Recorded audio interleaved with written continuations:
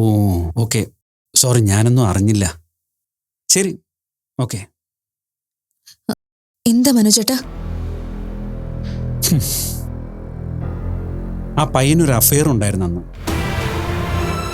വിവാഹാലോചന മുറുകിയപ്പോഴാണ് അവനത് പറഞ്ഞത്. അവരുടെ സ്ഥാപനത്തിൽ തന്നെ ഏതോ ഒരു സ്റ്റാഫുമായിട്ടാണ്. ആദ്യം സമ്മതിച്ചില്ലെങ്കിലും ഇപ്പൊ അവർ വിവാഹം നടത്താൻ തീരുമാനിച്ചു എന്നാ പറയുന്നത്. കഷ്ടായിപ്പോയി. ഈ പിള്ളേരിങ്ങനെ തുടങ്ങി എന്ത് ചെയ്യാനാ? ഇനിയിപ്പോ വേറെ ആലോചന ഉടൻ തന്നെ നോക്കണമല്ലോ മനോജേട്ടാ. നമ്മൾ ഉടനെ നടത്താൻ നോക്കിയാൽ വിദ്യ എതിർക്കും. കുറച്ച് നാൾ കഴിഞ്ഞ് നോക്കുന്നതാണ് നല്ലത്. അതൊക്കെ ഞാൻ നോക്കിക്കൊള്ളാം. മനോജേട്ടൻ വെറുതെ എല്ലാത്തിനും എതിരെ നിൽക്കാതിരുന്നാ മതി. ഞാനൊന്നും പറയുന്നില്ല. വിദ്യ സമ്മതിച്ചാൽ നമുക്ക് ആലോചന നടത്താം. അല്ല, ഒന്നും നടക്കില്ല തന്നെ. ഇത് ഞാൻ ഒരുപാട് തവണ തന്നോട് പറഞ്ഞതാണ്.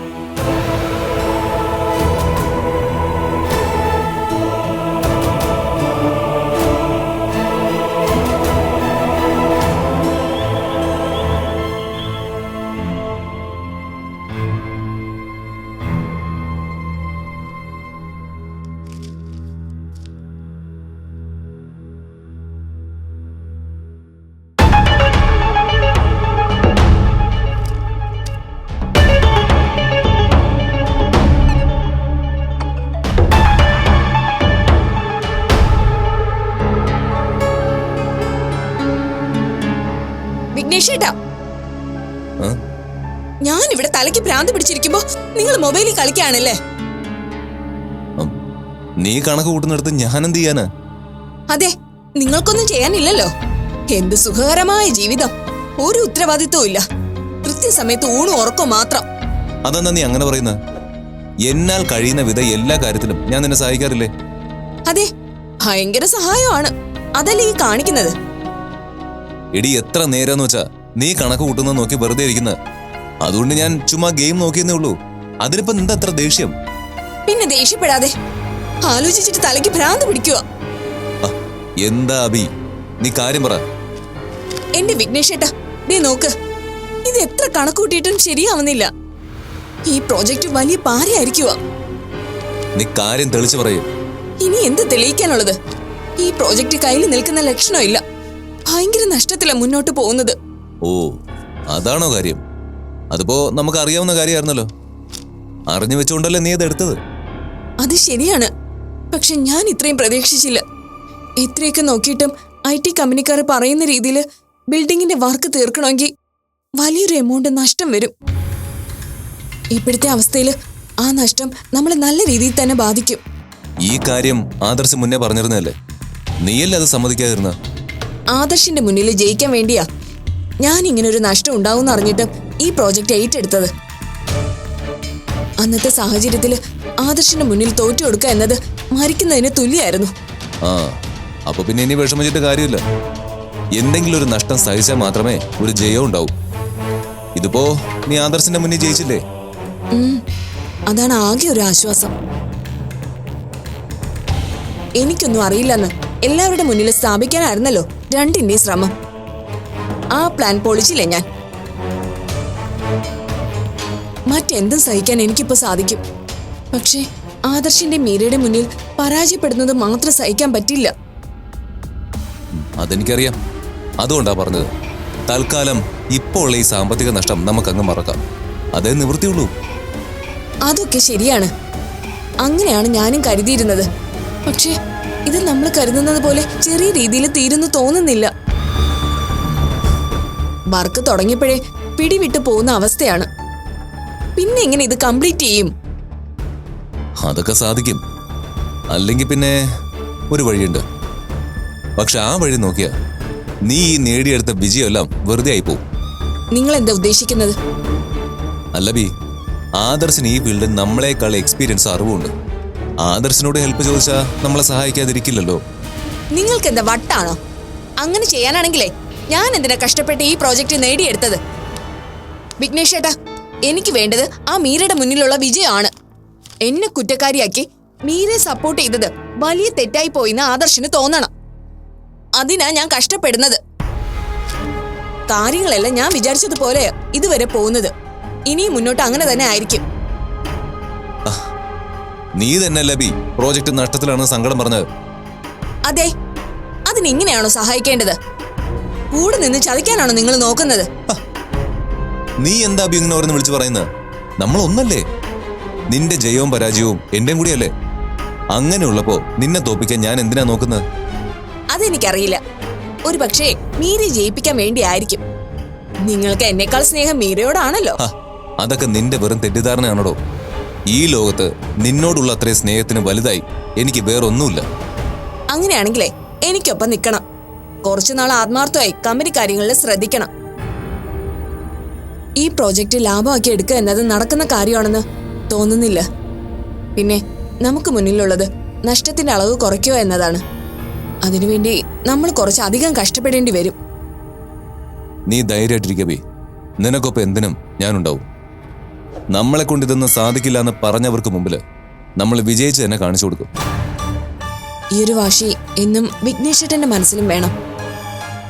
ഇപ്പൊ ലീഡ് ചെയ്ത് നിൽക്കുന്നത് നമ്മളാ. ഈ രീതിയിൽ മുന്നോട്ട് പോയാ ആദർശിന്റെ മുന്നിൽ നമ്മൾ വിജയിക്കും. അതിനൊക്കെ മുമ്പ് IT കമ്പനിയുടെ ഈ വർക്ക് ഭംഗിയായിട്ട് ചെയ്തു കൊടുക്കണം. ദേവ ബിൽഡേഴ്സിൽ ആദർശില്ലെങ്കിലും ഒന്നും സംഭവിക്കില്ല എന്ന് എല്ലാവരെ കൊണ്ടും പറയിപ്പിക്കണം. എനിക്ക് ഈ കമ്പനി തരുമ്പോ ഞാനത് ഭംഗിയായി കൊണ്ടുപോകുന്ന ഉറപ്പ് എന്റെ അമ്മയ്ക്ക് പോലും ഇല്ലായിരുന്നു. നശിച്ചു പോയാലും സാരമില്ലെന്ന മനസ്സോടെയാണ് കമ്പനി എന്നെ ഏൽപ്പിച്ചത്. അവിടെ നിന്ന് ഉയരത്തിലേക്ക് ഞാൻ കമ്പനിയെ കൊണ്ടുപോകുമ്പോ എന്നെ പഴി പറഞ്ഞ എല്ലാവരും തിരുത്തി പറയണം. അതാ എനിക്ക് വേണ്ടത്. ഇത്രയും നാൾ ആദർശ് മനഃപൂർവ്വം എന്നെ കമ്പനിയിൽ ഒന്നിനും ഇടപിടിക്കാതെ ഇരുന്നതാ. ആ സത്യം എല്ലാവർക്കും ബോധ്യമാവുകയും വേണം. അതിപ്പോ തന്നെ എല്ലാവർക്കും മനസ്സിലായിട്ടുണ്ട്. പക്ഷേ ഇപ്പൊ ഈ പ്രോജക്റ്റ് പൂർത്തിയാക്കാൻ പറ്റാതായ ആദർശിന്റെ ഭാഗത്തെ ശരിയെന്ന് വരൂ. ഇല്ല, അങ്ങനെ സംഭവിക്കില്ല. ഏത് വിധേനയും ഞാനിത് പൂർത്തിയാക്കാം. അതിനെന്താ ചെയ്യേണ്ടെന്ന് എനിക്കറിയാം.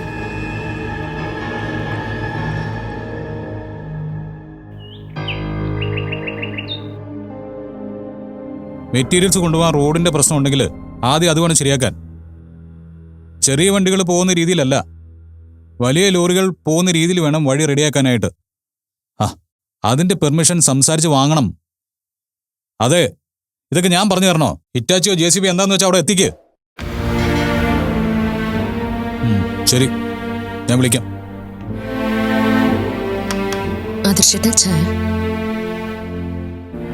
സൈറ്റിൽ നിൽക്കുന്നവർക്ക് കോമൺ സെൻസ് പോലും ഇല്ലാതായി എന്താ ചെയ്യാ? നമുക്ക് ബാംഗ്ലൂരിലെ പ്രൊജക്ടിന് കുറച്ച് നല്ല സ്റ്റാഫിനെ റിക്രൂട്ട് ചെയ്താലോ? അവിടെയുള്ള കള്ളന്മാരെ പിരിച്ചുവിട്ടപ്പോൾ ഉണ്ടായ പ്രശ്നമാണിത്. ഇനി നമ്മൾ പുതിയ സ്റ്റാഫിനെ എടുക്കുമ്പം ശ്രദ്ധിച്ചെടുക്കണം. അത് നമ്മളിങ്ങനെ ഓടിച്ചാടി പെട്ടെന്നെടുത്താൽ ശരിയാവില്ല. എന്നാലും ഇപ്പോഴത്തെ ആവശ്യങ്ങൾ നടക്കണ്ടേ? അത് നമുക്ക് കർണാടകയിൽ നടക്കുന്ന ബാക്കി പ്രോജക്റ്റിന്റെ സ്റ്റാഫുകളെ ഷിഫ്റ്റ് ചെയ്ത് തൽക്കാലം കാര്യങ്ങൾ നടത്താം. ഇനി ഇവിടെ ഒരു പ്രോജക്റ്റ് തുടങ്ങുമ്പോൾ റിക്രൂട്ടിംഗ് നടത്തി നമുക്ക് നേരിട്ട് വർക്ക് കണ്ട് ബോധിച്ചവരെ മറ്റുള്ള സ്ഥലങ്ങളിലേക്ക് കൊണ്ടുപോയാൽ മതി. ഞാൻ HR ആയിരുന്നതുകൊണ്ട് പറയല്ല, എന്നാലും കമ്പനിയുടെ ബാക്ക് ബോൺ എന്ന് പറയുന്നത് നല്ല സ്റ്റാഫുകൾ തന്നെയാണ്. അത് നമ്മൾ നന്നായിട്ട് സെലക്ട് ചെയ്ത് കൂടെ നിർത്തിയില്ലെങ്കിൽ വലിയ പാടാ. അതാ പറഞ്ഞു വളരെ ശരിയാ. പക്ഷേ ഇപ്പോഴത്തെ ആവശ്യത്തിന് വേണ്ടി ധൃതി വെച്ച് റിക്രൂട്ട് ചെയ്താൽ അത് ശരിയാവില്ല. അവിടെ ആകെ ടെൻഷന്റെ കൂടാണ്. എന്ത് തൊട്ടാലും അതൊരു തലവേദനയിൽ ചെന്ന് അവസാനിക്കൂ. ഇങ്ങനെയായാലും എന്ത് ചെയ്യുമെന്ന് എനിക്കൊരു ഊഹവും കിട്ടുന്നില്ല. ഈ കാലദോഷം കർമ്മദോഷം എന്നൊക്കെ പറയുന്നത് എല്ലാവരുടെയും ജീവിതത്തിൽ ഉണ്ടാവുന്നതാ. ഈശ്വരന്മാർക്ക് പോലും അത് സംഭവിക്കുമെന്നാ പറയുന്നത്. അപ്പൊ പിന്നെ നമ്മള് മനുഷ്യരുടെ കാര്യം പറയണോ? അതെ, ഈ പ്രശ്നങ്ങൾക്ക് മാറാൻ ഇടയ്ക്കൊക്കെ അമ്പലത്തിൽ പോകുന്നതും പ്രാർത്ഥിക്കുന്നതും വഴിപാട് നടത്തുന്നതൊക്കെ നല്ലതാ. എടൂ, താനിതൊന്ന് നിർത്തുന്നുണ്ടോ? ഒന്നാമത് ഞാൻ ആകെ ടെൻഷനില്ല. അതിന്റെ കൂടെ താൻ ഇങ്ങനെയൊക്കെ സംസാരിക്കാതെ. ഈശ്വര വിശ്വാസം എന്റെ 7 എഴുത്ത് കൂടി പോലും ഇല്ലാതിരുന്ന സമയത്ത് ഞാൻ തൊട്ടതെല്ലാം പൊന്നാക്കിക്കൊണ്ടിരുന്നതാ. അച്ഛനും അമ്മയും കമ്പനി നോക്കിയിരുന്നപ്പോൾ ഉണ്ടാക്കിയിരുന്നതിന്റെ ലാഭത്തിന്റെ ഇരട്ടി ആ സമയത്ത് ഞാൻ ഉണ്ടാക്കിയിട്ടുണ്ട്. എന്റെ വിശ്വാസങ്ങളിൽ കുറച്ചൊക്കെ മാറ്റം വന്ന് തുടങ്ങിയതും ക്ഷേത്രത്തിന്റെ മുറ്റത്തെങ്കിലും കയറാൻ തുടങ്ങിയതും താൻ എന്റെ ജീവിതത്തിലേക്ക് വന്നതിന് ശേഷമാണ്. ഞാൻ ജീവിതത്തിൽ പരാജയങ്ങൾ അറിഞ്ഞു തുടങ്ങിയതും അപ്പം മുതൽ തന്നെയാ. അതൊക്കെ തൻ്റെ തെറ്റാണെന്നും ഞാൻ പറയില്ല. അങ്ങനെ പറയുന്നത് ശരിയല്ലെന്നും എനിക്കറിയാം. പക്ഷേ സത്യം സത്യമായിട്ട് തന്നെ പറയണമല്ലോ. താനിപ്പോൾ കഷ്ടകാലം മാറാൻ ക്ഷേത്രത്തിൽ പോകാമെന്ന് പറഞ്ഞല്ലോ, അതുകൊണ്ട് ഞാൻ പറഞ്ഞതേ ഉള്ളൂ. അങ്ങനെയല്ല ആദർശേട്ടാ. ആദർശേട്ടന് നല്ല സമയമായിരുന്ന കാലത്ത് ഈശ്വര അനുഗ്രഹം ശക്തമായിട്ടുണ്ടാവും. കാലദോഷം വരുമ്പോൾ മനസ്സിന് ഇച്ഛാശക്തി കുറയുമെന്നാ പറയുന്നത്. അതൊക്കെ കൂടാനും നല്ല ശ്രദ്ധ ഉണ്ടാവാനും ഒക്കെ ക്ഷേത്രദർശനം സഹായിക്കും. മീര, നമ്മുടെ കമ്പനി എൻ്റേത് മാത്രമല്ല, തൻ്റെയും കൂടിയാ. കമ്പനിയിലെ പ്രശ്നങ്ങൾ തന്നെയും ബാധിക്കുന്നതാണ്. താൻ വലിയ ഭക്തിയും ക്ഷേത്ര ദർശനമൊക്കെ സ്ഥിരമായിട്ട് നടത്തുന്നതല്ലേ? തനിക്ക് കിട്ടിയ അനുഗ്രഹങ്ങൾ കൊണ്ട് കമ്പനിയുടെ പ്രശ്നങ്ങൾ മാറേണ്ടതല്ലേ? ബിസിനസ് ചെയ്യുന്നത് ലാഭം ഉണ്ടാക്കാനാണ്. അത് കിട്ടിയാൽ മാത്രമേ മനസ്സമാധാനം ഉണ്ടാവൂ. അല്ലാതെ എന്ത് കിട്ടിയിട്ടും കാര്യമില്ല. നഷ്ടങ്ങൾ എപ്പോഴും ടെൻഷൻ തന്നെയാണോ? ഇതൊക്കെ ഞാൻ പറയാതെ തന്നെ എനിക്കറിയാവുന്നല്ലേ. ആദർശേട്ടാ, ഈശ്വരൻ നമുക്ക് കമ്പനിയിലെ പ്രശ്നങ്ങളൊക്കെ തീർത്ത് ലാഭം ഉണ്ടാക്കി തരുമെന്നല്ല ഞാൻ പറയുന്നത്. പ്രശ്നങ്ങളും പ്രതിസന്ധികളും വരുമ്പോൾ മുന്നോട്ട് പോവാൻ പ്രതീക്ഷയും ഊർജവുമായി മനസ്സിന് ഭഗവാൻ ശക്തി തരുമെന്നാണ് ഞാൻ പറയുന്നത്. അതൊക്കെ ഒരു മൈൻഡ് സെറ്റാണ്. തനിക്ക് വിശ്വാസമുണ്ട്, താൻ അതിൽ ഓക്കെയാണ്. എനിക്ക് വിശ്വാസമില്ല, അതുകൊണ്ട് ഞാൻ അംഗീകരിക്കുന്നില്ല. അത്രേ ഉള്ളൂ. ഇനി താനാണ് ശരിയെന്ന് തെളിയട്ടെ, അപ്പം ഞാൻ എൻ്റെ വിശ്വാസം മാറ്റാം. അതുവരെ എന്നോട് ഇത്തരം സില്ലി ആയിട്ടുള്ള ഐഡിയാസ് പറഞ്ഞുകൊണ്ട് വരരുത് പ്ലീസ്.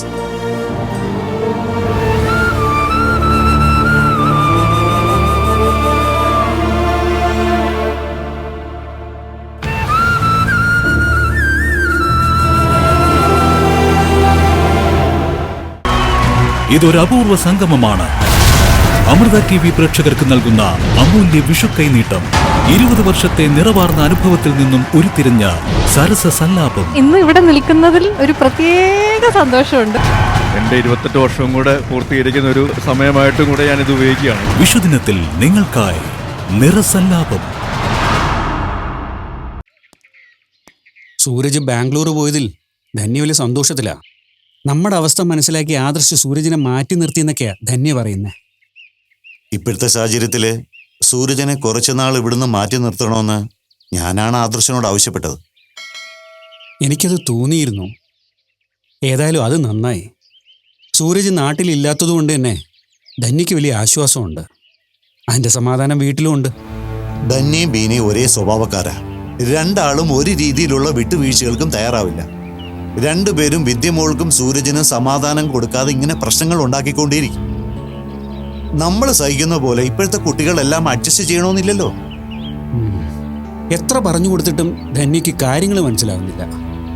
വിവേകത്തോടെ പെരുമാറേണ്ട സമയത്ത് വാശിക്കാണ് മുൻഗണന കൊടുക്കുന്നത്. അതിന് ധന്യ മാത്രം കുറ്റം പറയാൻ പറ്റില്ലല്ലോ മനോജ്. കുട്ടികളുടെ ഭാഗത്തു നിന്ന് ഇങ്ങനൊരു പ്രവൃത്തി നമ്മളാരും സ്വപ്നത്തിൽ പോലും പ്രതീക്ഷിച്ചല്ലോ. അത് ശരിയാ. നമുക്കെന്ത് ചെയ്യാൻ പറ്റും? അവരുടെ മനസ്സിൽ ഇങ്ങനൊരു താല്പര്യം തോന്നിപ്പോയില്ലേ? എനിക്കാവുന്ന പോലെ ബീനെ കാര്യങ്ങൾ പറഞ്ഞ് മനസ്സിലാക്കാൻ ഞാൻ ശ്രമിക്കുന്നുണ്ട്. പക്ഷെ എത്ര പറഞ്ഞിട്ടും ബീനിക്ക് അതൊന്നും അംഗീകരിക്കാനാവുന്നില്ല. പിന്നെ സൂരജിന്റെ കാര്യത്തിൽ ഒരു അച്ഛന്റെ പൂർണ്ണ സ്വാതന്ത്ര്യം എനിക്കെടുക്കാൻ പറ്റില്ലല്ലോ. അങ്ങനെ ഒരു തീരുമാനം ഞാൻ പറഞ്ഞാൽ തന്നെ ബീനെ അതിനെ കാണുന്നത് മറ്റൊരു കണ്ണിലാണ്. ഇപ്പോഴും എനിക്ക് ബീനേക്കാളും സൂരജിനേക്കാളും താല്പര്യം നിങ്ങളെയൊക്കെ ആണെന്നുള്ളൊരു ചിന്ത ബീനയിലുണ്ട്. എനിക്ക് മനസ്സിലാവും വരെ. അതിന് ബീനെ മാത്രം കുറ്റം പറയാൻ പറ്റില്ലല്ലോ. എൻ്റെ സ്വന്തം മകളായിട്ട് പോലും വിദ്യയുടെ കാര്യം വരുമ്പോൾ അവളേക്കാൾ പ്രിയം മീരയോടും നിങ്ങളോടും ആണെന്നൊക്കെയാ പറയുന്നത്. അങ്ങനെ എന്നെ പഴിക്കാനാ ധന്യ നോക്കുന്നത്. അപ്പൊ പിന്നെ ബീനെ തെറ്റു പറയാൻ പറ്റുമോ? ഈ പ്രശ്നത്തിന് എങ്ങനെ ഒരു പരിഹാരം കാണും മനോജ്? ഇത് സോൾവ് ചെയ്തില്ലെങ്കിൽ നശിക്കാൻ പോകുന്നത് സൂരജിന്റെയും വിദ്യയുടെയും ഭാവിയാ. എനിക്കൊന്നും അറിയില്ല. സൂരജ് ഇല്ലാത്ത തക്കം നോക്കി എങ്ങനെയും വിദ്യയുടെ വിവാഹം നടത്തണമെന്ന വാശിയിലാ ധന്യ നിൽക്കുന്നത്. അതിന് വിദ്യ സമ്മതിക്കൂ? ഇല്ല. വിദ്യയുടെ ഭാഗത്ത് നിന്ന് മറ്റൊരു വിവാഹത്തിന് ഒരിക്കലും തയ്യാറാവുമെന്ന് എനിക്ക് തോന്നുന്നില്ല. നമ്മൾ കരുതുന്നതിനേക്കാൾ വലിയ ആഴത്തിലാ അവരുടെ ബന്ധം. എങ്കിൽ പിന്നെ എടുത്തു ചാടി മറ്റൊരു വിവാഹം നടത്തുന്നത് മണ്ടത്തരവാ. എല്ലാവർക്കും കുറച്ച് സമയം കൊടുക്കുന്നത് നല്ലതാ. ഇപ്പോഴത്തെ വാശിക്ക് വിദ്യയുടെ സമ്മതമില്ലാതെ മറ്റൊരു വിവാഹം വേണമെങ്കിൽ നടത്താം. പക്ഷേ അതുകൊണ്ട് എന്തു പ്രയോജനമാണ് ഉണ്ടാകുന്നത്? പരസ്പരം സ്നേഹിക്കാതെയും മനസ്സിലാക്കാതെയുള്ള ജീവിതം നരകതുല്യമായിരിക്കും. എനിക്കതറിയാം ഹരി. പക്ഷെ ധന്യക്ക് കാര്യങ്ങൾ മനസ്സിലാക്കാൻ സാധിക്കുന്നില്ലല്ലോ. ഏത് വിധേനയും ബീനെ തോൽപ്പിക്കണമെന്ന ചിന്ത മാത്രമേ ഉള്ളൂ ധന്യക്ക്. അതിനിടയിൽ മകളുടെ ഭാവിയെക്കുറിച്ചോ അത് കഴിഞ്ഞിട്ടുള്ള പ്രശ്നങ്ങളെക്കുറിച്ചൊന്നും അവൾക്ക് ചിന്തയേ ഇല്ല. അതാ എൻ്റെ സങ്കടം. മനോജിന്റെ അവസ്ഥ എനിക്ക് മനസ്സിലാവുന്നുണ്ട്. പക്ഷെ ഒരു രീതിയിലും എനിക്ക് ഈ പ്രശ്നത്തിൽ മനോജിനെ സഹായിക്കാൻ സാധിക്കുമെന്ന് തോന്നുന്നില്ല. അതാണ് എൻ്റെ വിഷമവും. നമ്മൾ വിഷമിച്ചിട്ട് കാര്യമൊന്നുമില്ല. ഇതൊക്കെ അനുഭവിച്ച് കടന്നു പോകണമെന്നായിരിക്കും വിധി. ഹരിക്കറിയാമോ, എനിക്കിപ്പോൾ വിദ്യയോട് സംസാരിക്കാൻ തന്നെ മടിയാ. എന്ത് പറഞ്ഞാൽ എൻ്റെ മോളെ സമാധാനിപ്പിക്കേണ്ടതെന്ന് എനിക്കറിയില്ല. മക്കളുടെ എല്ലാ ആഗ്രഹത്തിനും ഒപ്പം നിന്നിരുന്നൊരു അച്ഛനായിരുന്നു ഞാൻ. തെറ്റ് ശരിയും തിരിച്ചറിയാൻ അവരെ പഠിപ്പിച്ചു എന്ന ബോധ്യവും എനിക്കുണ്ടായിരുന്നു. എൻ്റെ മക്കളെ അവരുടെ താല്പര്യത്തിനനുസരിച്ച് സപ്പോർട്ട് ചെയ്യണമെന്നൊക്കെ ആയിരുന്നു എൻ്റെ മനസ്സിൽ. എനിക്ക് എൻ്റെ മോളുടെ ഏറ്റവും നിർണായകമായിട്ടുള്ളൊരു കാര്യത്തിന് എനിക്ക് സപ്പോർട്ട് ചെയ്യാൻ പറ്റുന്നില്ല. അച്ഛനെക്കുറിച്ച് ഇങ്ങനെ അല്ല കരുതിയെന്ന് എൻ്റെ മകൾ എൻ്റെ മുഖത്ത് നോക്കി നിറകണ്ണുകളോട് പറഞ്ഞപ്പോൾ മനസാക്ഷി ഇല്ലാതെ മുഖം തിരിക്കാനേ എനിക്ക് പറ്റിയുള്ളൂ. എന്താ മനോജ് ഇത്? വിഷമിക്കാതെ, തന്നെ അവൾക്ക് മനസ്സിലാവും. ചില കാര്യങ്ങൾ ഇങ്ങനെയാ മനോജ്. നമ്മൾ മനുഷ്യർക്ക് ഒരു തീരുമാനം എടുക്കാൻ പറ്റാതെ വിഷമിക്കുന്ന അവസരം വരും. അപ്പോ നമ്മൾ പ്രതീക്ഷിക്കാത്ത രീതിയിൽ ഈശ്വരൻ നമ്മളെ സഹായിച്ചൊരു വഴി കാണിച്ചു തരും. ആ പ്രതീക്ഷയിലാണ് ഞാൻ. ആരെ തള്ളണം ആരെ കൊള്ളണമെന്ന് എനിക്കറിയില്ല. ധന്യക്കൊപ്പം നിന്നാൽ എൻ്റെ മകളുടെ ഇഷ്ടത്തിനെതിരെ നിൽക്കണം. വിദ്യയുടെ ആഗ്രഹത്തിനൊപ്പം നിന്നാൽ ധന്യയുടെ സങ്കടം കാണേണ്ടി വരും. എന്തൊക്കെ പറഞ്ഞാലും എൻ്റെ മക്കളുടെ കാര്യത്തിൽ ധന്യ ഒരു നല്ല അമ്മയായിരുന്നു. അതുകൊണ്ട് ധന്യയെ വേദനിപ്പിക്കാനും എനിക്ക് സാധിക്കുന്നില്ല. ഇക്കാര്യത്തിൽ സമാധാനത്തോടെ കാത്തിരിക്കാനും യുക്തിപൂർവമായ ഒരു തീരുമാനം എടുക്കാനേ സാധിക്കൂ. അതുകൊണ്ട് തൽക്കാലം നമുക്ക് ക്ഷമിച്ച് കാത്തിരിക്കാം. ഒരുപക്ഷെ വിദ്യയുടെയും സൂരജിന്റെയും മനസ്സ് മാറിയാലോ? അതും അല്ലെങ്കിൽ ധന്യയും ബീനയും മക്കളെ അംഗീകരിച്ചു എന്നും വരാം. എല്ലാത്തിനും വേണ്ടത് ക്ഷമയാണ്. അതുകൊണ്ട് മനോജ് ടെൻഷൻ അടിക്കാതെ സമാധാനമായിട്ടിരിക്കും. ഈശ്വരൻ നമുക്കൊരു വഴി കാണിച്ചു തരാതിരിക്കില്ല.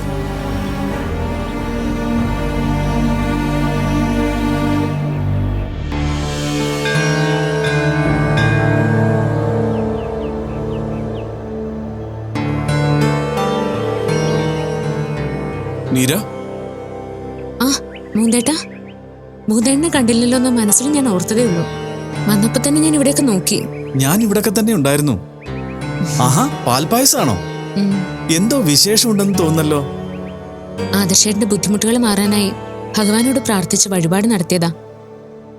തടസ്സങ്ങൾ മാറാൻ ഭഗവാന് പാൽപായസ വഴിപാട് നടത്തുന്നത് നല്ലതാന്ന് മുത്തശ്ശി പറഞ്ഞിട്ടുണ്ട്. ഇതാ മൂന്നേട്ടൻ പായസം കുടിക്കും. ഞാൻ കഴിച്ചതാണ്. എന്നാലും മീര തരുന്നതല്ലേ, അല്പം കൂടി കഴിക്കാം.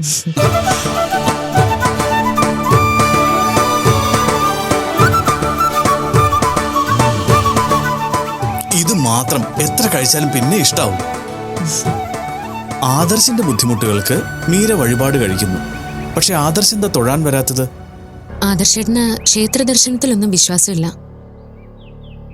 എങ്കിലും മുൻപൊക്കെ എൻ്റെ ഒരു സ്വാധീനം കൊണ്ട് ക്ഷേത്രത്തിൽ വന്നിരുന്നു. ഇപ്പോ കമ്പനിയിൽ പ്രശ്നങ്ങൾ വന്നതോടെ ഭക്തിയും പ്രാർത്ഥനയൊക്കെ പ്രയോജനമില്ലാത്ത കാര്യമാണെന്നാണ് ആദർശേട്ടൻ പറയുന്നത്. ഇതൊരു അപൂർവ സംഗമമാണ്. അമൃത TV പ്രേക്ഷകർക്ക് നൽകുന്ന അമൂല്യ വിഷു കൈനീട്ടം. 20 വർഷത്തെ നിറവാർന്ന അനുഭവത്തിൽ നിന്നും ഉരുത്തിരിഞ്ഞ സരസ സല്ലാപം. ഇന്ന് ഇവിടെ നിൽക്കുന്നതിൽ ഒരു പ്രത്യേക സന്തോഷമുണ്ട്. എൻ്റെ 28 വർഷവും കൂടെ പൂർത്തീകരിക്കുന്ന ഒരു സമയമായിട്ടും കൂടെ ഞാനിത് ഉപയോഗിക്കുകയാണ്. വിഷുദിനത്തിൽ നിങ്ങൾക്കായി നിറസല്ലാപം.